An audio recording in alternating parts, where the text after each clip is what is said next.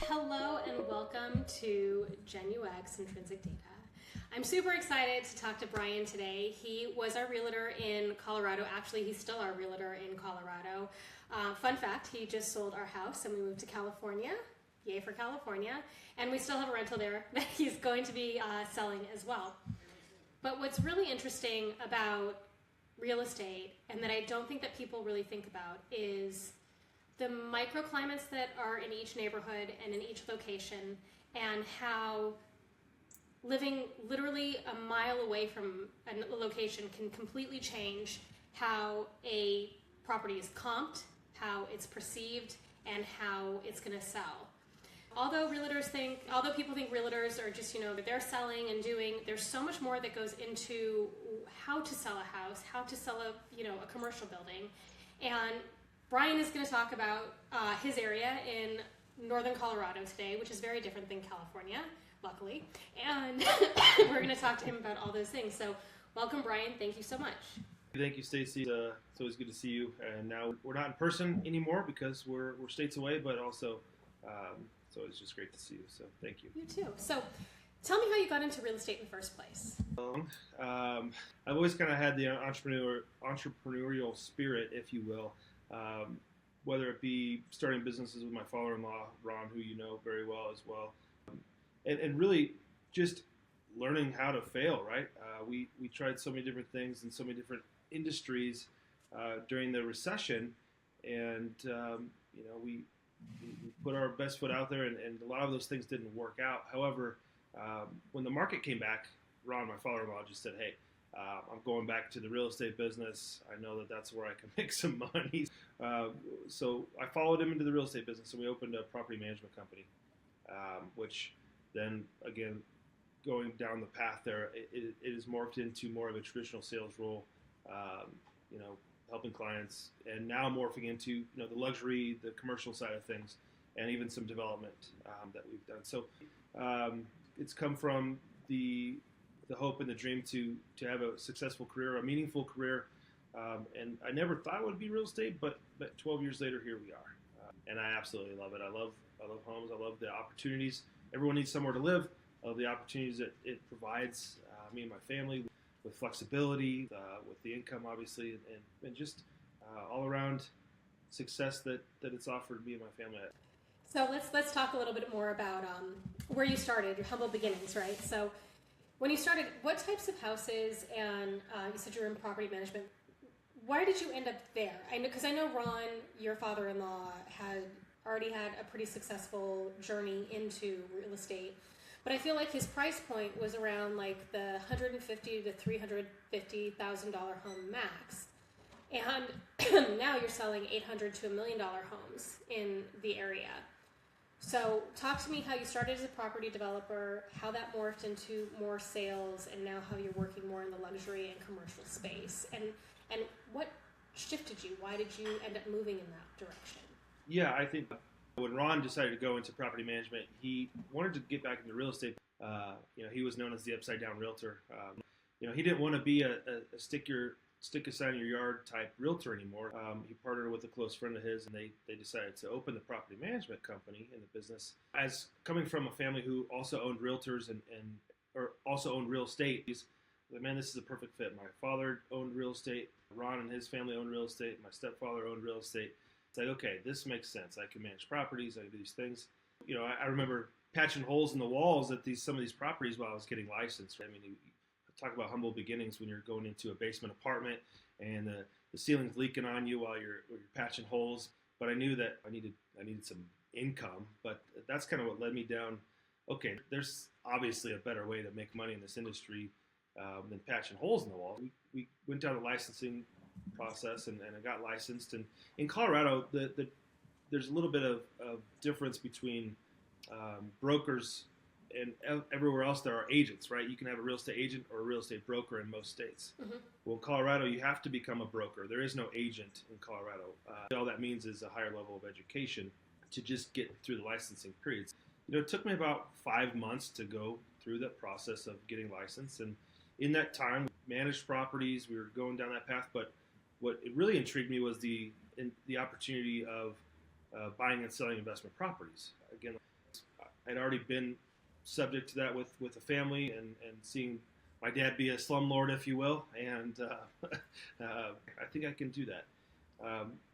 My very first transaction, I'll tell you, was I was on my way home from Taos, New Mexico on a bachelor's trip, and I caught a ride home with a guy that I just met. He lived in Denver at the time, and he's like, I've got some cash. I want to buy some investment properties. I was like, oh, I can help you with that. Like, I'm so green in this business. Sure, I can help you buy a $3 million property. And that was my first transaction in this business. I realized very quickly that sales is where the money is, right? You can make a lot of money in sales.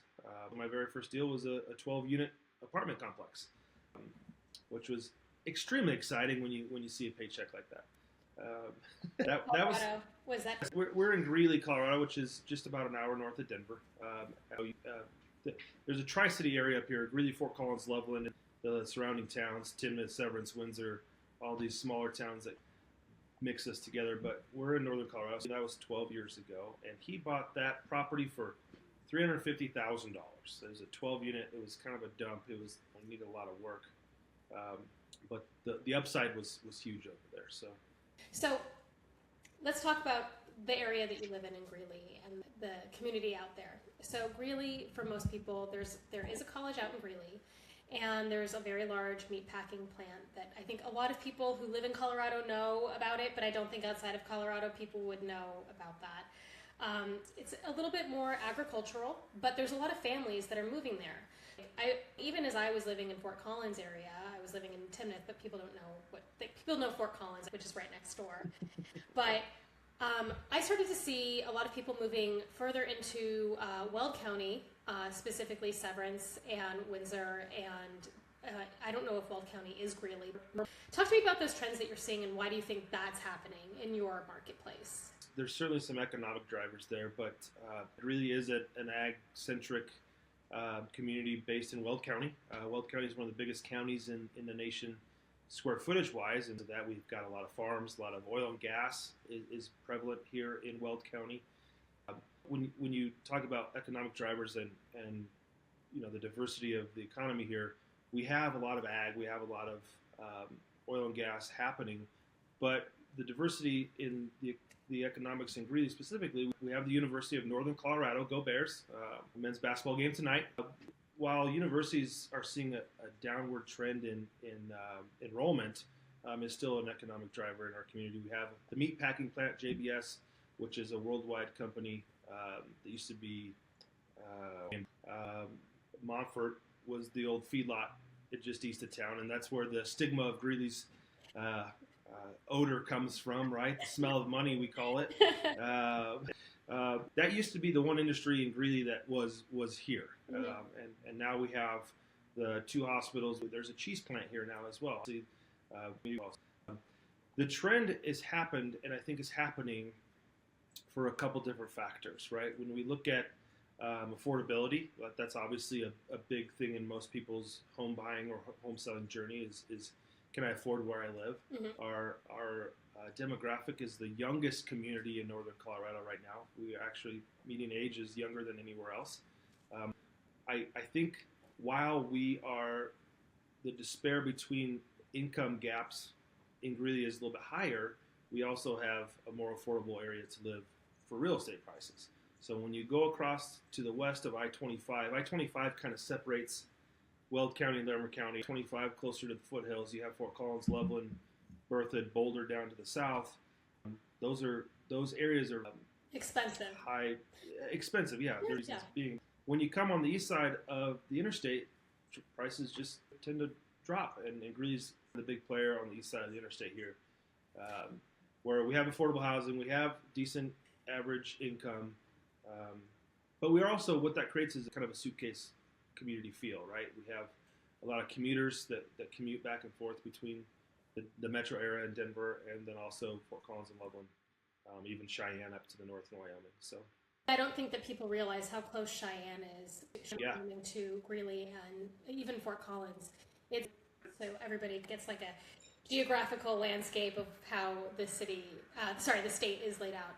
Interesting. So because it's affordable, do you think that In your case, I've seen a big boom happen in Greeley. They're going to get the minor league hockey stadium built in a couple of years.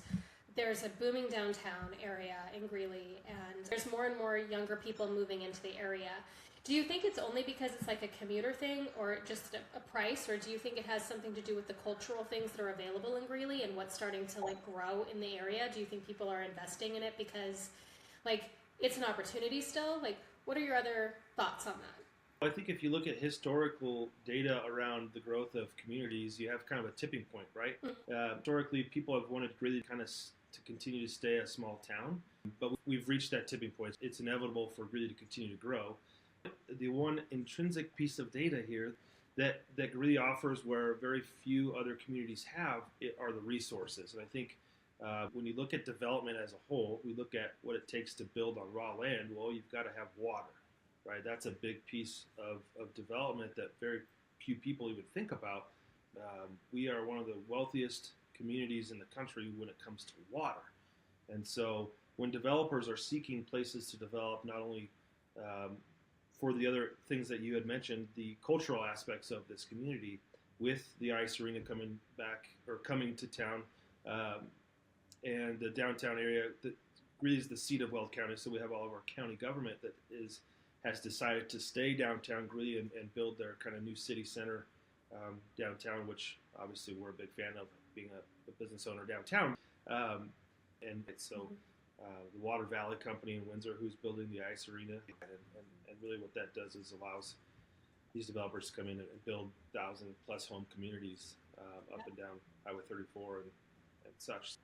And I know that Larimer County, where I used to live, the amount of water rights that are allowed or allotted have been fulfilled. So which means to everybody who's paying attention, no more homes can be built in that area because water becomes a scarce resource if too many homes are built.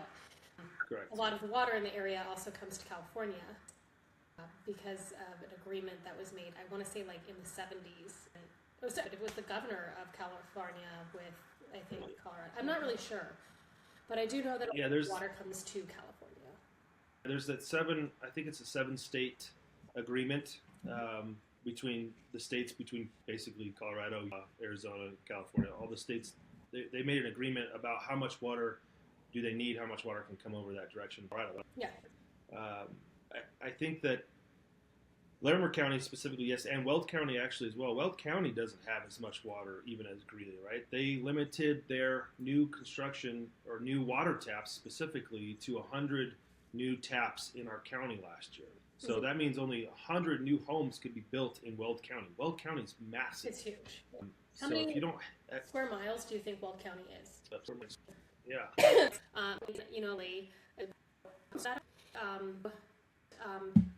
Sorry. To our square mileage calculations, Weld County is 4,000 square miles. So that's just a piece of info. If you look at Boulder County or Boulder, Colorado as a case study, what they did, I don't remember when, several years back, they said no more new construction, right? They said no more building of new houses.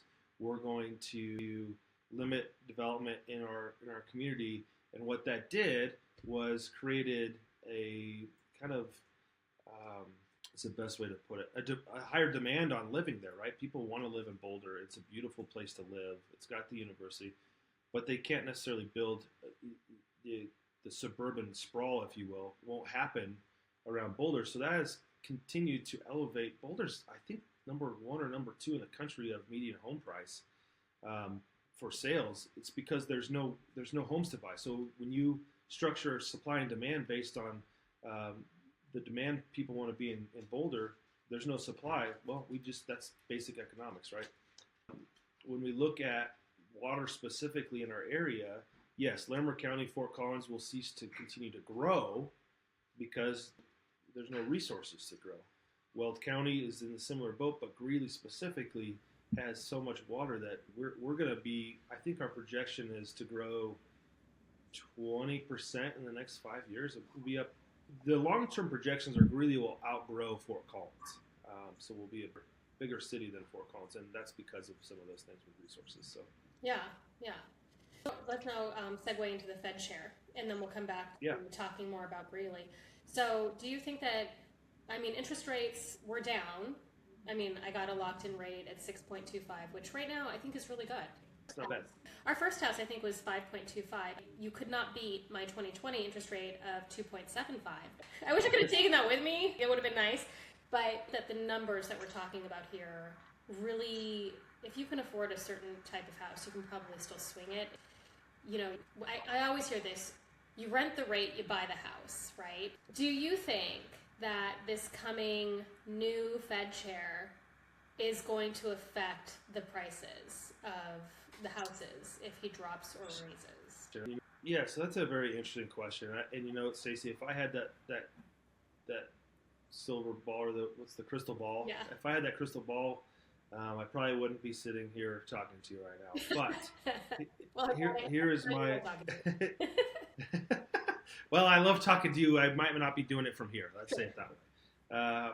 You know, I think historically, if you look at interest rates versus mortgage rates, there is a difference between the two, right? Mm-hmm. Interest rates don't directly mean mortgage rates. Historically, interest rates are inverted from mortgage rates, meaning that when interest rates go down, mortgage rates go up, and vice versa. The whole push right now is, hey, we have this logjam of people wanting to buy homes. We need to help them, and we need to superficially either reduce rates or help them. One thing I've heard about was a portable rate, right? You could take your old rate and into your new house. That's something that they're talking about. But what we've done is we've log-jammed the mobility of the market, meaning people can't move because they can't get out of that rate. Affordability does not mean how much you pay for your house. It means what you pay monthly, right? Your mm-hmm. monthly mortgage payment is what is affordable or not. Yeah. For most people, right? Like you said, if I'm going to buy $1 million house, I can probably swing the difference. But specifically with the new Fed chair, I don't know. This administration seems to be very set on allowing this log-jammed of a market to open up. And I think that's what we're all waiting for. I would love for the market to open up, just means more business for me. Do I think that the Fed is going to have a direct impact on mortgage rates? It has to. However, it's only been the last 2 or 3 swings that the mortgage rate and an interest rate have been in sync with each other. I don't know the answer. I hope that interest rates come down a little bit. I think we will wait and see. Brian, how many houses did you sell last year? I closed 36 homes last year. So that's more than 2 a month. Okay, yeah, I was like, 3 a month. That's a lot. I think that's a lot. I think you're doing pretty well. I don't think that that's the average. I think the average is way less than that. But anywho, I just wanted to know what kind of numbers we're talking about. So Brian's like, I could do better. Let's go for 120 for the year. The goal is 60 this year, right? And I don't know how we're going to get there yet. Yeah. I mean, if interest rates come down, it might create a frenzy. So what is your plan for growth to do that? Now that we've just said, I'm like, how many did you sell? 30 something. You're like, I want to do 60. So how do you do that? I'm not a realtor. I'm not into how you guys structure sales. But how do you do that? How do you set that goal and create it and get to there with, like, I'm sure you take some data from the years before, right? Well, if I did this last year, then these are my projections for this year. So walk me through that process. Yeah, specifically when it comes to data, you got to, number one, have some data to work, right? In this business, we work on our lists. We work on our sphere of influence list, right? Or our past clients. One of the things I was taught in this business is the amount of people in your database generates around $1,000 a year in income. Okay? So if you're saying to myself, I want to make $1 million this year, we need 1,000 people in your database to work. That doesn't mean they're all going to transact. That means that through referrals, through past repeat clients, you're going to do X amount of business based on that database. So the other, it's funny, I just got done teaching a class this morning to a group of young agents who are all aspiring to do more and to be better. And we just talked about the differences between the marketing pillars that we deploy as realtors, right? There's sphere of influence. That's the working list that we all must, and we must take care of those people. You and Blake are on my list, and yeah. I hope to continue to service your real estate needs moving forward. But those lists are what creates kind of that reoccurring income as far as the business goes. The other opportunities in marketing are open houses, right? Everyone does open houses. We could go in a whole different rant there. And then lead generation is the other big marketing pillar that people either do or don't do. And there's different ways to do that. You can buy a list of leads and tackle them and cold call, and basically the same as old school door knocking, or you can create funnels and create your own leads. And that is how I will continue to grow my business, is work those two pillars of marketing, right? By sphere of influence and organic leads through marketing funnels. Yeah, and I will say this: everybody knows you. When you put your sign out in the house in Colorado, we were on the trail. They're like, "Yeah, we know him. How do you know him?"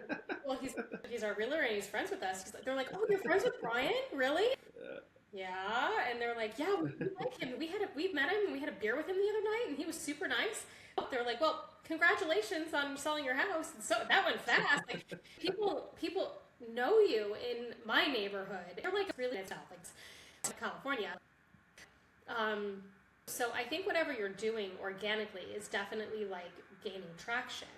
And I thought it was really funny that people were like, "Do you know Brian? We like his phone number's right here." But like, I'm really excited. I also thought it was really interesting. Not that this happened, but it could have. You had somebody who was interested in the house before it even went on the market. How does that happen? How do you like kind of sense who might be interested in a home when you have a buyer? Like, how does that work? Obviously, it starts with the home. I remember having conversations with you and about our marketing plan about who is our avatar, right? Who is the likely person to buy this home? And it's kind of what we go through on every listing. Who's the most likely buyer for this home? And we create that avatar, and then we go market to those people, right? We pull lists, talk about data points. Everything we do everywhere is, and I think the more you track it, the more you can grow it. So having that, we picked two types, right? Somebody who had a larger house that was like downsizing, but had grandkids in the area or something like that, or a family that was a step up house, their Colorado house. It was just, let me tell everybody how big the house was. The house was 4,600 square feet. It was a huge house. Right. We just bought a 2,000 square foot house because it's me, my husband, and our two cats, and it was ridiculous. We didn't even go into certain rooms. But the house was really cool in a great neighborhood. A lot of kids in the neighborhood, a lot of trails in the neighborhood. So we picked those two avatars, and we actually did sell it to someone who had a large family, had friends in the neighborhood, and was downsizing a house. So they were kind of a combination of the two different groups that we were targeting, but they did come in with like the people that we thought would take the house did, which I thought was really interesting. But so you had someone that was like, in your database originally, very interested in the house, ended up deciding to move to Boston or something different. They just started to do something different. But how did you connect with them? How did you find them? You don't have to. Yes, obviously that specific buyer was simply just a sign call, right? They had a family in the neighborhood. They saw my sign. But I will tell you, that's not the first home I sold in your neighborhood, right? No, so people see my yard sign, they're like, "Oh, okay, call Brian and see what the scoop is here."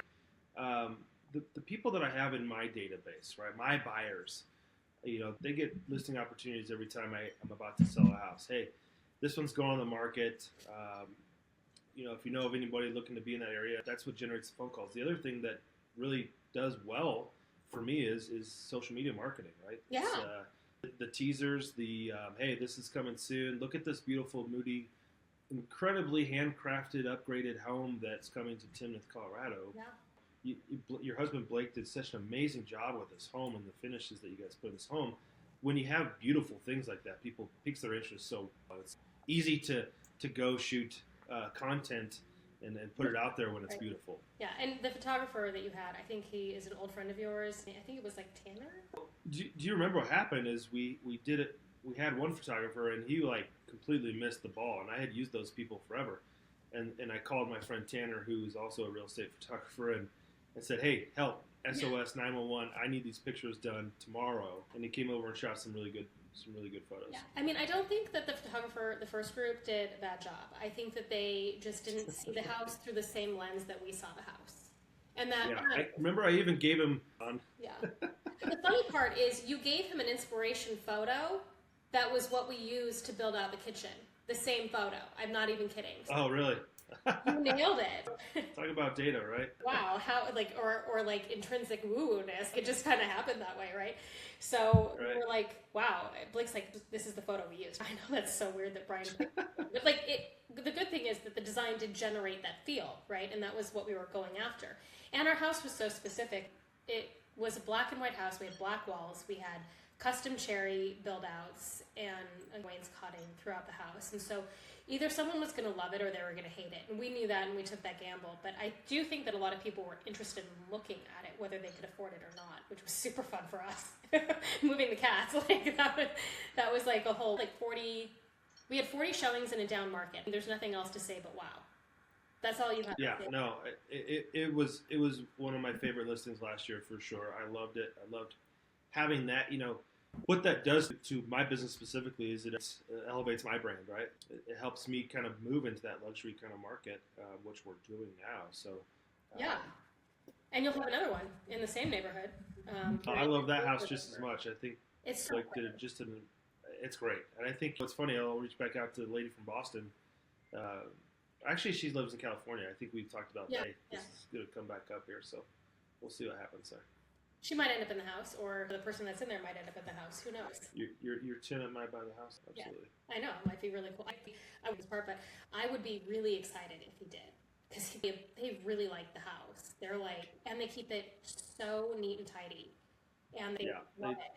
So I want them to. Well, they're young and they don't have a lot of stuff and they don't have kids and it's easy to keep a house clean. Yeah, and he's got a good career going. So, anyhow, back to the data points and marketing. So talk to me more. I've seen your social media platform and I always comment on it because it's fun. It's like, I feel like I've done, research on social media and things like that because, I used to work at Facebook and, specifically Meta. And we would do research within social media platforms because obviously we're a social media platform group.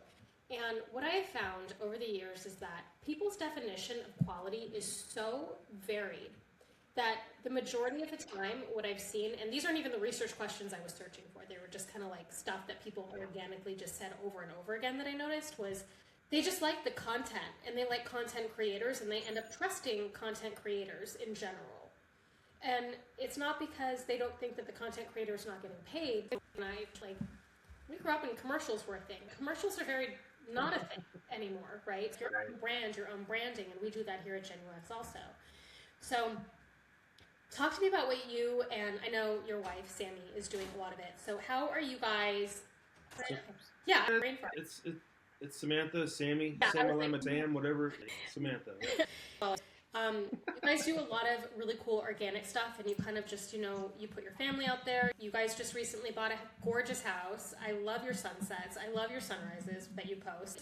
I like just watching it. It makes me feel like even though I'm not there with my friends anymore, I'm still with my friends. It feels really good and for me. So how does have you seen a lot of growth there with that platform?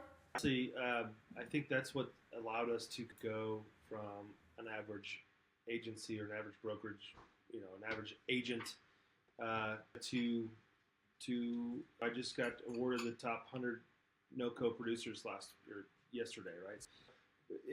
It's a piece of the pie, and I think that's what people need to recognize. This isn't an end-all be-all. This isn't the only way to do this.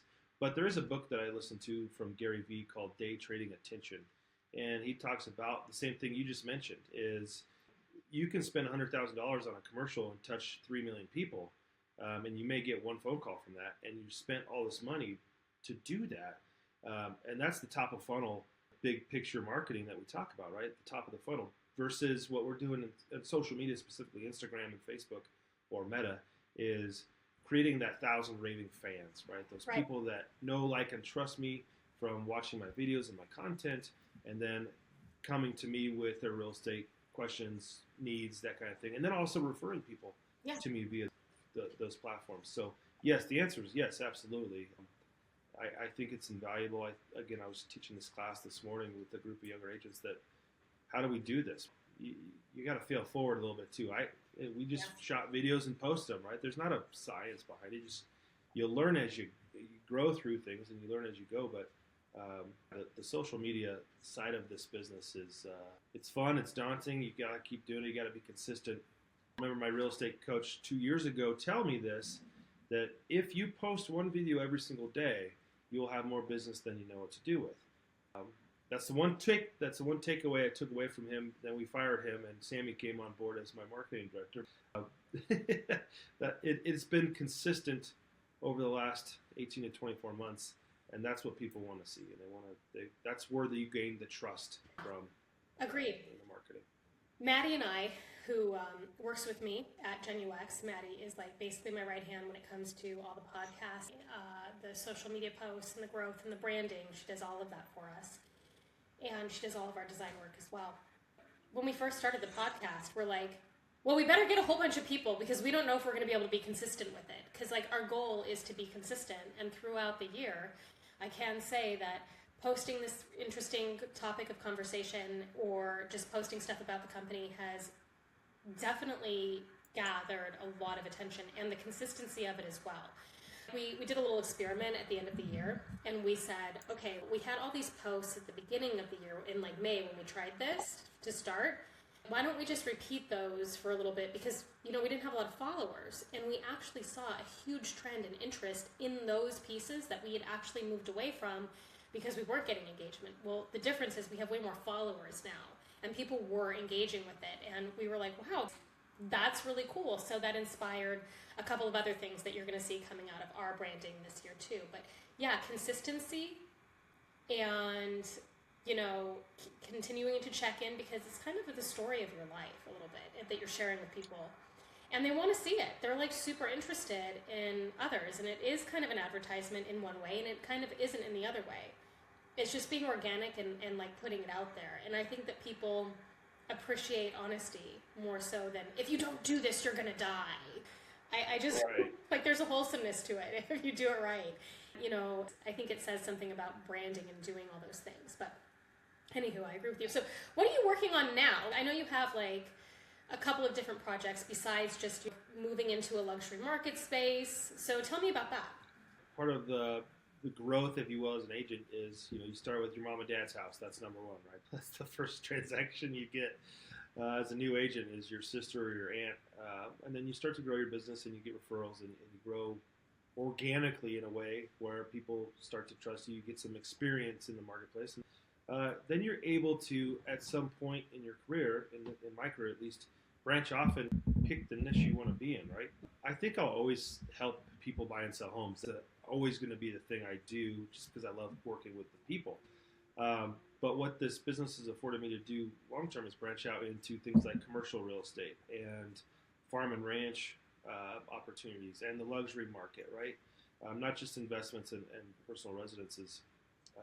I've got a $3 million commercial property I'm listing next week, and those are totally different vibes, right? There's a lot of emotion when it comes to buying and selling a home, right? Something you're going to live in.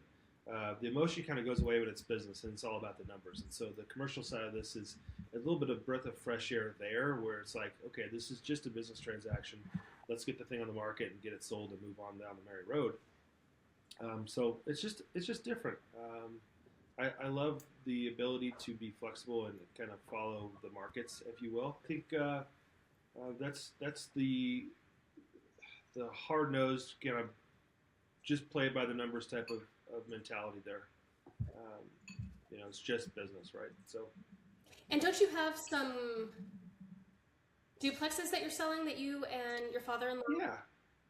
Yeah, we're building some duplexes, and got a couple flip opportunities that we've done, and try to get those offloaded onto the market as well, and continue to build those out. So yeah, again, going down the different paths, now we're talking about a little bit of development, and by the numbers, man, development is hard. This is a hard business to be in. You got to accidentally time it right, because no one can time the market. No.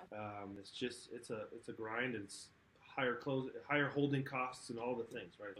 That's a different ballgame. Yeah, I mean, that's why my husband and I do live in flips. Yeah, speculation is just that, right? Yeah, yeah. I mean, it's like forced appreciation if you hit it right, right? Right. you can choose. Like, you don't have to leave, right? You're still living there. It's a house that you like, but may not be your forever home, and you can do it every 2 years. So that's kind of cool.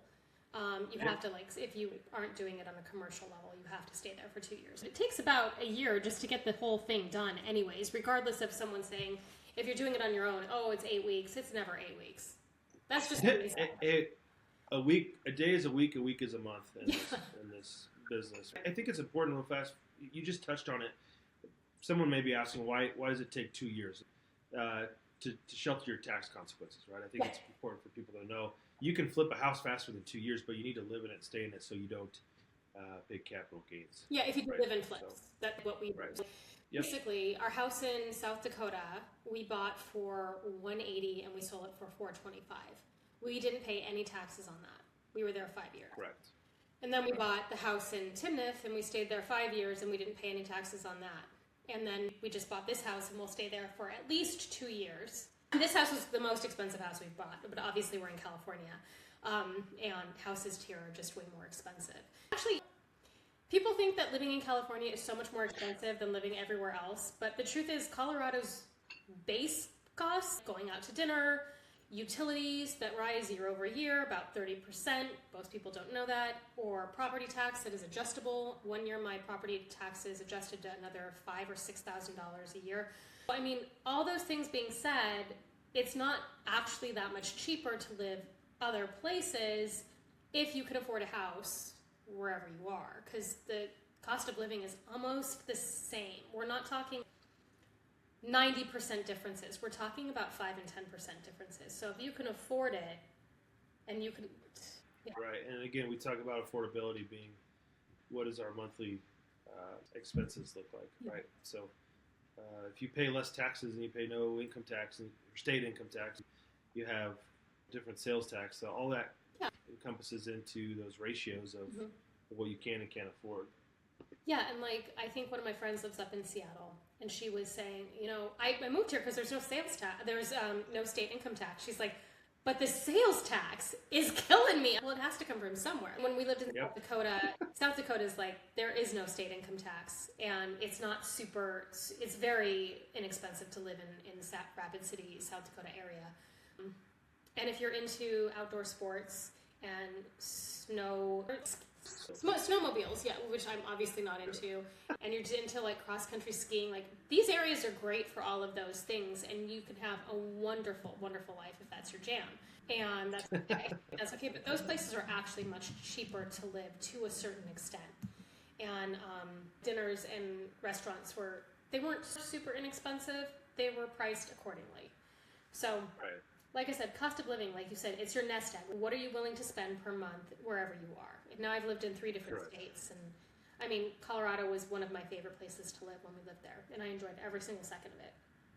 But Los Angeles, I miss you guys already. So anything else you want to tell us about? Anything you have in the works that you're working on, or anything that's coming up that you're excited to announce? Let us know. In the brokerage that I'm a part of is agent attraction and revenue sharing.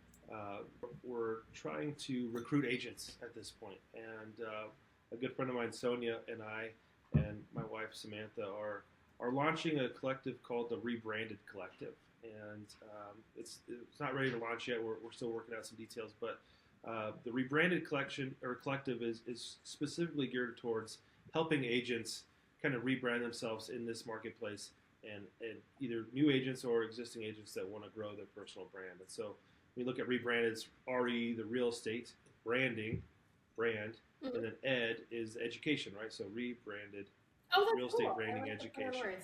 So the Rebranded Collective is all about helping agents succeed in their markets. And we think that we can really help anyone anywhere with this. It's not just our local agents here. But what we've done, we've taken the last 2 years of knowledge that we've built out and we're putting it together in kind of an academy, if you will. So that's something fun and exciting that we're launching really soon. That's very cool. I'm excited for that. Yeah. Other than that, we're out there grinding on open houses and sellers and buyers and getting deals done. So. Thanks. Well, Brian, thank you so much for joining us today. We're super excited to have you. Well, it's been my pleasure. Again, it's good to see you even through a screen.